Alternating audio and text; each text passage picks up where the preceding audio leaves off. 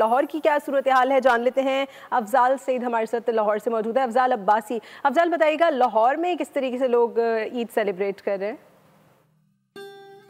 बाद अब जो है फैमिलीज की गैदरिंग का सिलसिला जो है वो जारी। पहले जी सुबह ईद नमाज पढ़ी है, उसके बाद फिर हल्के में ही है और हल्के में टाइम दिया हमने।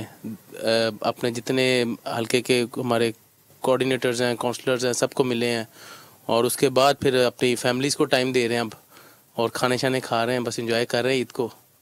तो बच्चों को जी ईदी दी है, सारे बच्चों को ईदी दी है, भांजों को, अपने बच्चों को, सबको ईदी दी है जी।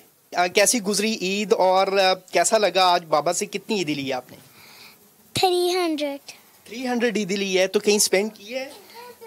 अभी बाद में मेरे को पकड़ाई है। फैमिली की गैदरिंग है और उनका ये कहना है कि ईद उल फितर के इस मौके पर जो फैमिलीज का गेट टुगेदर है, बैठकर गपशप की जा रही है सारे दिन की एक्टिविटीज। अफजाल अब्बासी लाहौर से हमें अपडेट कर रहे हैं। सब्सक्राइब करें और बेल दबाएं ताकि कोई खबर रह न जाए।